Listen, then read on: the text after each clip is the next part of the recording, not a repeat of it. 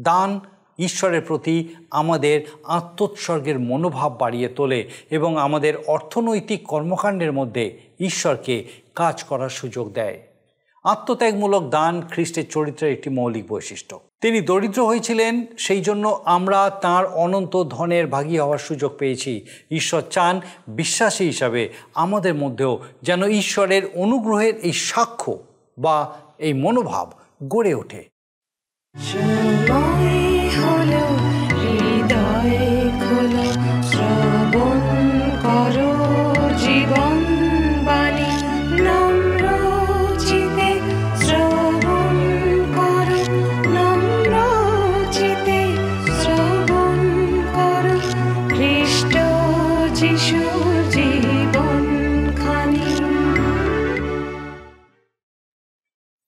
নমস্কার, প্রভু যীশু খ্রিস্টের মধুর নামে জীবনবাণী অনুষ্ঠানে আপনাকে স্বাগত জানাই। আমার বিশ্বাস মহান ঈশ্বর তার মহা অনুগ্রহে আপনাকে সুস্থ রেখেছেন, সুরক্ষিত রেখেছেন।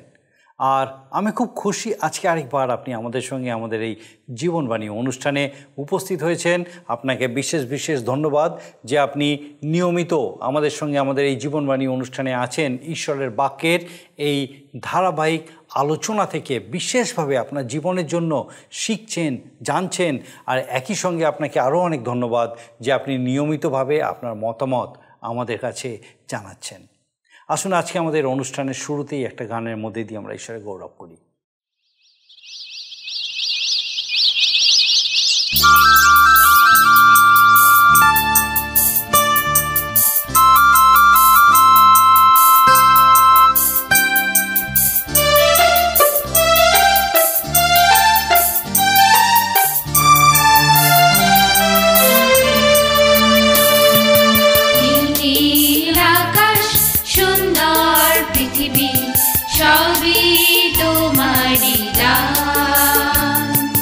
সূর্যের আলো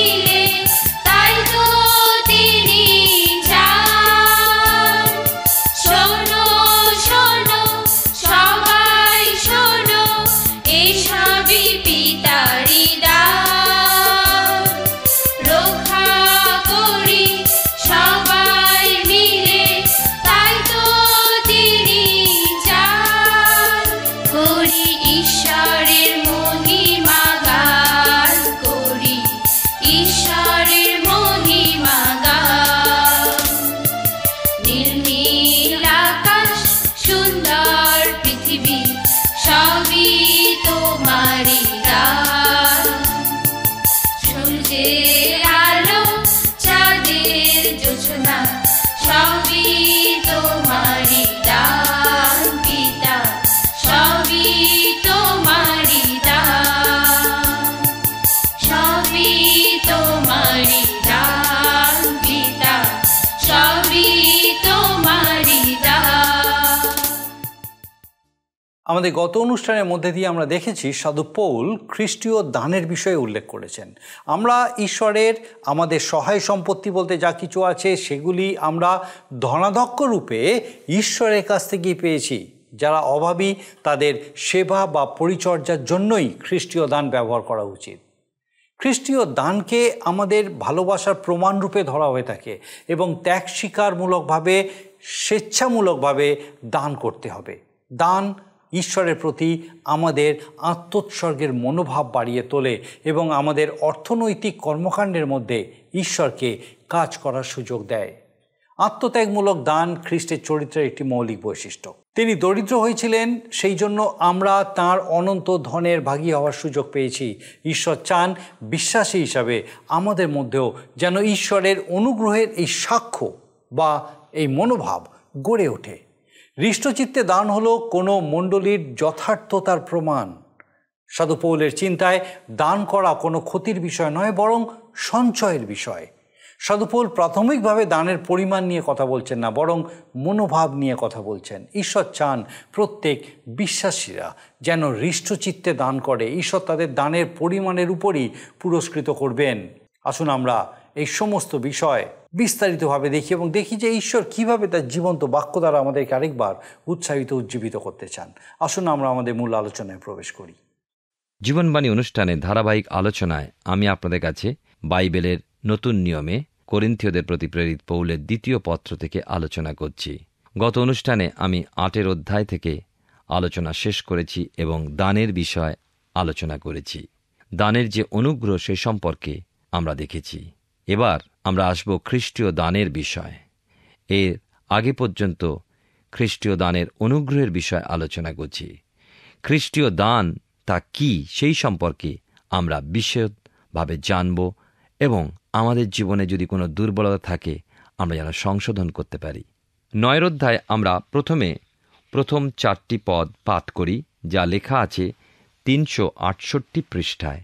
বাস্তবিক পবিত্রগণের পরিচর্যা করিবার বিষয় তোমাদিওকে আমার লেখা বাহুল্য, কারণ আমি তোমাদের আগ্রহ জানি এবং তোমাদের পক্ষে সে বিষয় মাকিদনীয়দের কাছে এই শ্লাঘা করিয়া থাকি যে গত বৎসর হইতে আখায়া প্রস্তুত হইয়া রহিয়াছে, আর তোমাদের উদ্যোগ তাহাদের অধিকাংশ লোককে উৎসাহিত করিয়া তুলিয়াছে। কিন্তু আমি সেই ভাতৃগণকে পাঠাইয়াছি যেন তোমাদের পক্ষে আমাদের শ্লাঘা এই বিষয়ে ব্যর্থ না হয়, যেন আমি যেমন বলিয়াছি তদনুসারে তোমরা প্রস্তুত হও। নতুবা কি জানি, মাকিদনীয় কোনো লোক আমার সহিত আসিয়া যদি তোমাদিওকে প্রস্তুত না দেখে, তবে সেই দৃঢ় প্রত্যাশার বিষয় আমাদের বলিতে চাই না যে তোমাদেরও লজ্জা জন্মিবে। প্রথম 4টি পদ পাঠ করে শুনিয়েছি। সাধু পৌল বলছেন তিনি করিন্থীয়দের সম্পর্কে মাকিদনীয়দের কাছে যে প্রশংসা করেছেন সেই মতো যদি তাদের কাছে পৌঁছবার পর দেখা না যায়, তবে পৌল কি লজ্জিত হবেন না? আর সেই লজ্জা শুধু পৌল নয়, কিন্তু তাদেরও, কারণ সম্মুখাসম্মুখী হলে সমস্তই ব্যর্থতায় পর্যবসিত হবে। দেখা যাবে তারা কিছুই দান করল না। হৃষ্টচিত্তে দান হল কোনো মণ্ডলীর যথার্থতার প্রমাণ। আমি কত মণ্ডলীতে গিয়ে এমন প্রমাণ পেয়েছি। আত্মিক উন্নতির প্রতি যে মণ্ডলী এগিয়ে চলেছে, দেখা গিয়েছে তাদের দানের হাত কত উদার। অনেক ধনী মণ্ডলীতে গিয়েছি, কিন্তু তারা যে কত দরিদ্র তারা তা বোঝেন না। এমন অনেক মণ্ডলীতে গিয়ে বুঝতে পেরেছি আত্মিক দিক হতে তাদের মধ্যে অগ্রগতির পরিচয় যেমন নেই, তেমনি তাদের প্রভুর কার্যের উদ্দেশ্যে এবং তাঁর সাধুগণের প্রতিও দানের আগ্রহ নেই। আপনি দেখেছেন করিন্থীয় মণ্ডলী দান সম্পর্কে একটা সিদ্ধান্ত দৃঢ়বদ্ধ হয়েছে যে জেরুজালেমের দিন সেবক সাধুবর্গের জন্য কিছু দান পাঠাবেন। এখানে একটা কথা বলতে চাই, একজন ব্যক্তি বা খ্রিস্ট বিশ্বাসী ও তার ঈশ্বরের মধ্যে যে চুক্তি বা নিয়ম হয়ে যায়, তা হল ওই বিশ্বাসী কিছু করতে চায় বা কিছু দিতে চায়। একজন ধনী ব্যক্তিকে প্রশ্ন করা হয়েছিল যে আপনি এত দান করেও কিভাবে এত ধনী থাকতে পারেন। তিনি জবাবে কি বলেছিলেন জানেন? ঈশ্বর তার বেলচাতে আমায় দেন এবং আমি আমার বেলচাতে দান করি, আর ঈশ্বরের বেলচাটি খুবই বিশাল। প্রিয় শ্রোতা বন্ধু, প্রিয় ভাই ও বোন, আমরা কখনো ঈশ্বর অপেক্ষা অধিক দান করতে পারি না। আমরা যেন ভুলে না যাই, আমরা যখন কার্পণ্য করি তখন আমরা বুঝব যে আমরা ঈশ্বরের অনুগ্রহ লাভ করতে পারিনি, ঈশ্বরের প্রেম উপলব্ধি করতে পারিনি। আমি একজন ভক্তজনের কথা জানি, যিনি এই কলকাতা শহরে এসেছিলেন অন্য রাজ্য থেকে। তার জীবনের ঘটনায় তিনি বলেন 25 টাকা নিয়ে এই শহরে এসেছিলেন। আজকের তিনি 25 কোটি টাকার মালিক এবং তার একটি বিরাট ব্যবসা রয়েছে, এবং সেই ব্যবসা শুধু দশমাংশ নয়, তার অধিক তিনি প্রভুর সেবা কার্যে দান করে থাকেন। তাই ঈশ্বর তাকে এত উন্নতি দান করেছেন।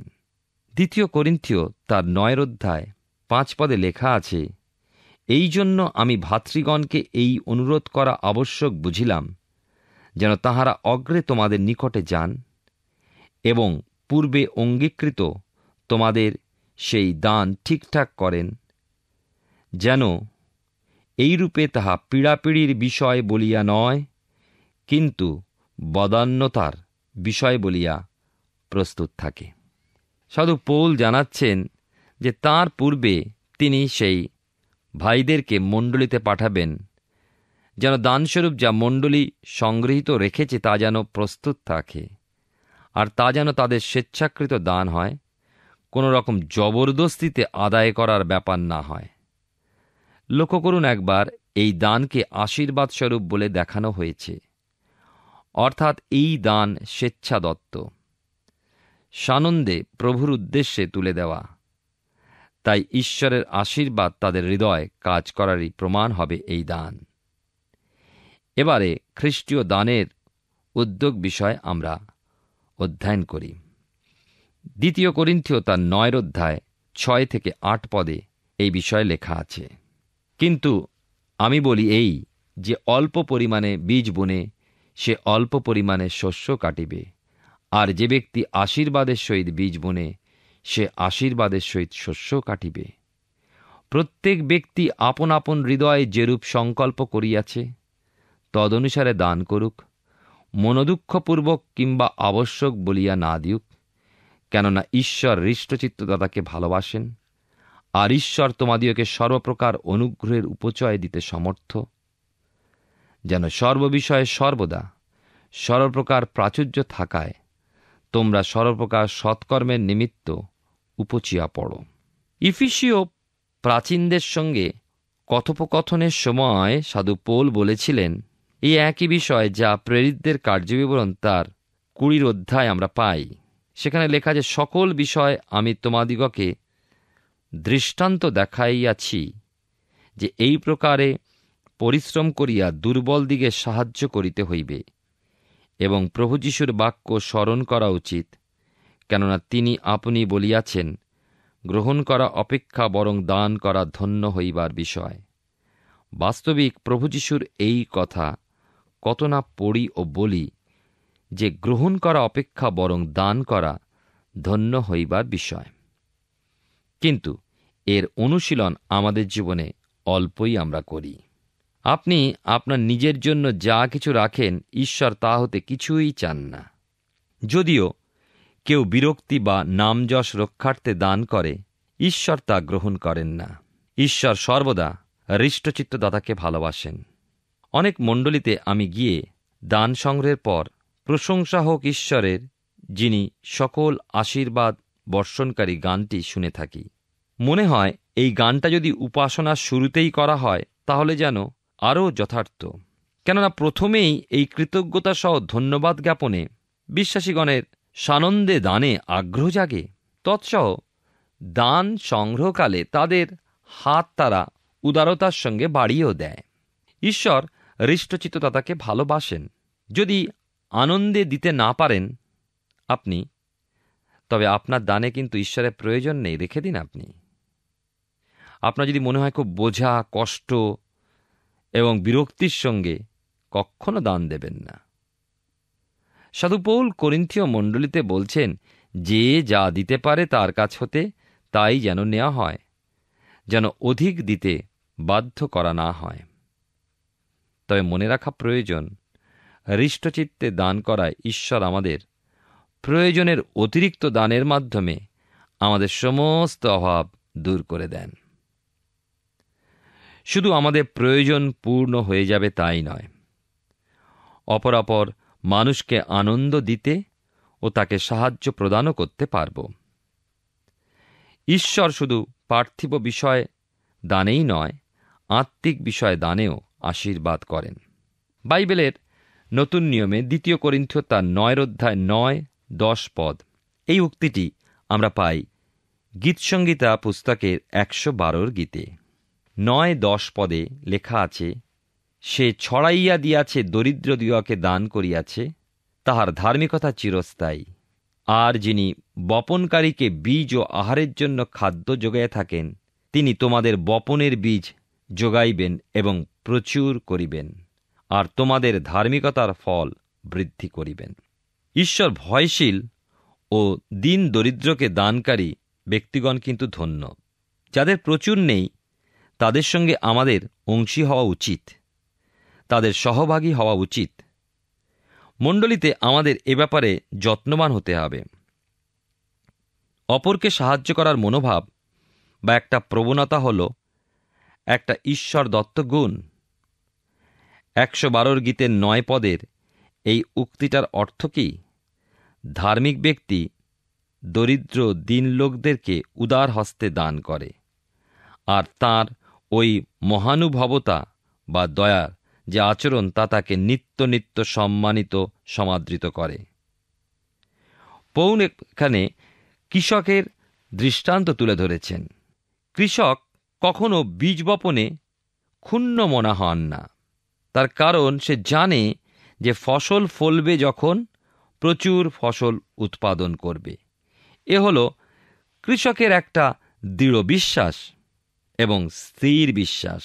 ঈশ্বরই তো কৃষককে বনবার জন্য বীজ দেন ও আহারের জন্য ফসল দেন। তাহলে সেই ঈশ্বরই আমাদেরকে প্রচুর পরিমাণে বীজ দেবেন ও সেই বীজ হতে আবার প্রচুর ফসলও উৎপাদিত হবে। কেন? যেন তা হতে আমরাও অপরকে মুক্ত হস্তে দান করতে পারি। অতএব ঈশ্বরের কার্যোদ্দেশ্যে দান করতে যেন ভীত বা দ্বিধাগ্রস্ত না হই। আমার নিজের জীবনের অভিজ্ঞতার একটা বিষয় বলছি। একবার একজন সদ্য পরিত্রাণপ্রাপ্ত যুবককে আমি তার অতিরিক্ত দানের প্রবণতা দেখে বাধা দিয়ে দিলাম, যেন সে তার পরিবারের প্রতি লক্ষ্য রেখে দান করে এবং নিজেদের জন্য চিন্তা করে কিছু অল্প পরিমাণ দান করে। আমরা তিমথিয়ের প্রতি প্রথম পত্রে 5 অধ্যায় 8 পদে পড়ি, কেহ যদি আপনার সম্পর্কীয় লোকদের বিশেষত নিজ পরিজনগণের জন্য চিন্তা না করে, তাহলে সে বিশ্বাস অস্বীকার করিয়াছে এবং অবিশ্বাসী অপেক্ষা অদম হইয়াছে। তাকে আমি এই পদটা দৃষ্টিগোচর করে বুঝিয়ে দিলাম তার ও তার পরিবার সম্পর্কে যত্নবান হওয়া উচিত। অতঃপর ওই ব্যক্তি বদান্যতা সহই নিজ পরিবার তত্ত্বাবধানপূর্বক ঈশ্বরের জন্য যথেষ্ট দান করতেন। তিনি পিছিয়ে যাননি, অথচ ঈশ্বরের বাক্যের দ্বারা সেই যুবক তার পরিবারের প্রতি দায়িত্বের কথা আরও বেশি স্মরণ করেছিলেন। ঈশ্বর আপনাকে সুবিবেচনা পূর্বকই দান করতে দিয়েছেন। আপনার কাছ হতে সমস্ত আত্মসাৎ করার জন্য আপনাকে আশীর্বাদ করেছেন, এমন তো আমাদের ঈশ্বর নন।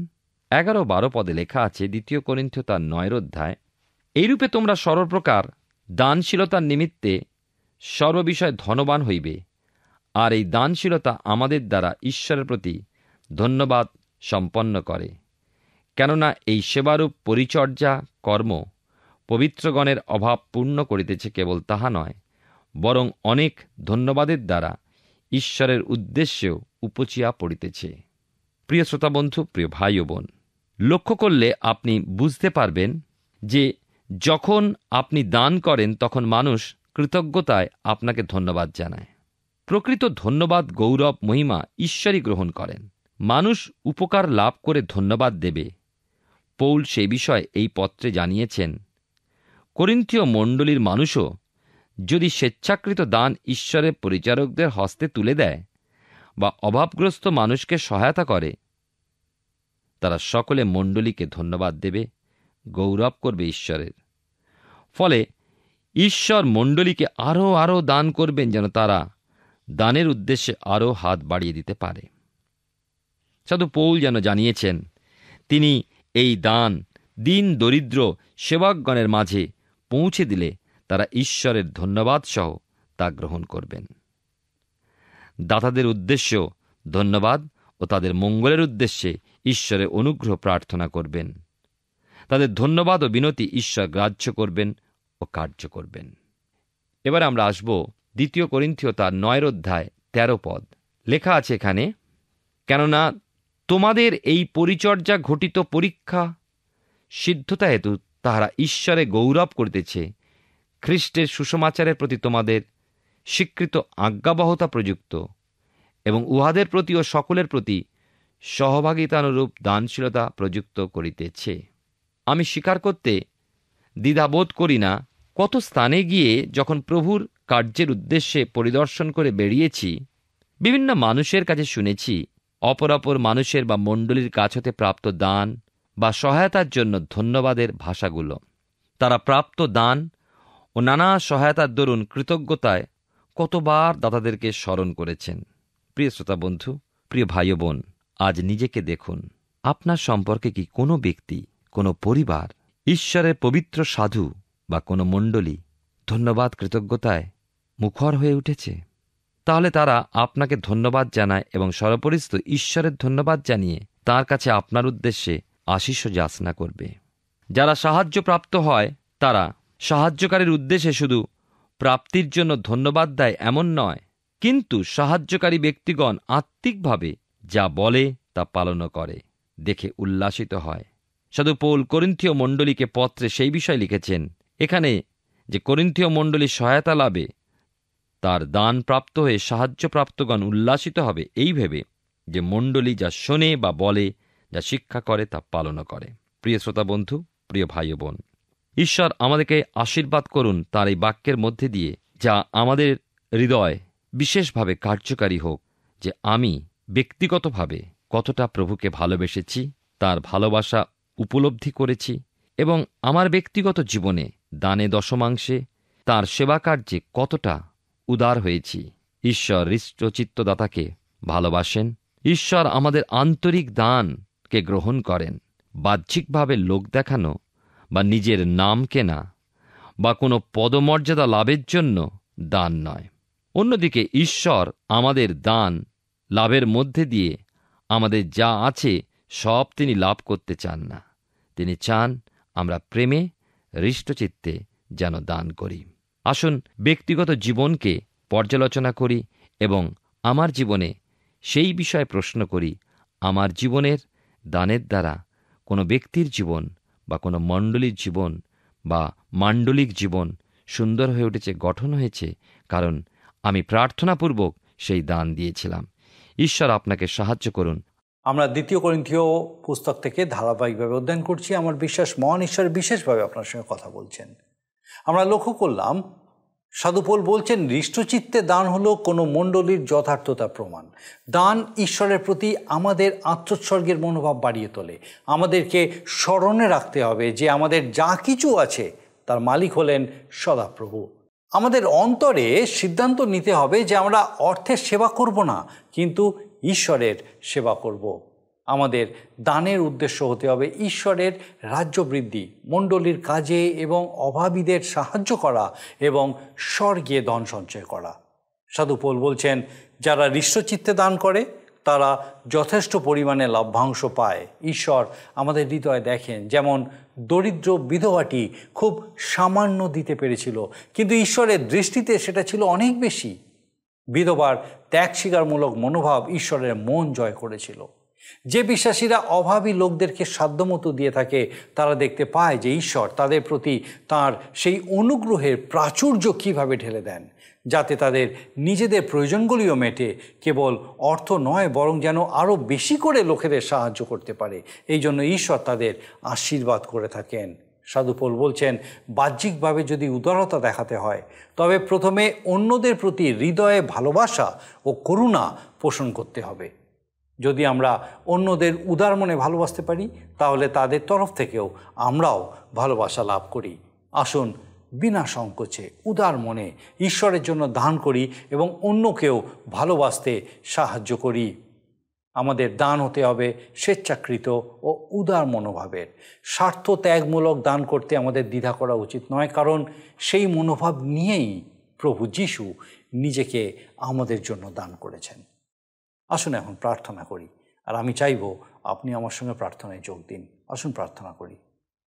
পরম করুণাময় স্বর্গীয় পিতা, ধন্যবাদ দি পিতা, আরেকবার তোমার জীবন্ত বাক্য আমাদের সামনে তুমি রেখেছ এবং বিশ্বাস করি আমাদের সে প্রত্যেক দর্শক বন্ধুকে আরেকটি বার তোমার জীবন্ত বাক্য দ্বারা আরেকবার তুমি উৎসাহিত উজ্জীবিত করেছ। প্রার্থনা করি সেই প্রত্যেক দর্শক বন্ধুকে, তাদের পরিবার পরিজন প্রত্যেককে ও প্রভু তোমার পবিত্র পরাক্রমে সুস্থির রাখো, তোমাতে আরও বেড়ে উঠতে সাহায্য করো। বিশেষ করে প্রার্থনা করি যদি কারোর এই সময় পিতাগো কেউ অসুস্থতার মধ্যে আছেন এবং প্রকৃতই পিতাগো তোমার প্রতি বিশ্বাসে তাকিয়ে আছেন যে প্রভু তুমি তাকে সুস্থ করতে সমর্থ। পিতা, প্রার্থনা করি তোমার পবিত্র পরাক্রমে তোমার অনুগ্রহে সে অসুস্থ ব্যক্তিকে তোমার অনুগ্রহ দান করো, তোমার আরোগ্যতা দান করো, যেন সম্পূর্ণ সুস্থ সবল শরীরে তিনি তোমার গৌরব করতে পারেন। ও প্রভু তুমি দয়া করো, সেই পরিবারকে তোমার আশীর্বাদে পূর্ণ করো, তোমার পবিত্র পরাক্রমে সুস্থির রাখো, সুরক্ষিত রাখো এবং তোমাতে আরও বেড়ে উঠতে সাহায্য করো, আশীর্বাদ করো।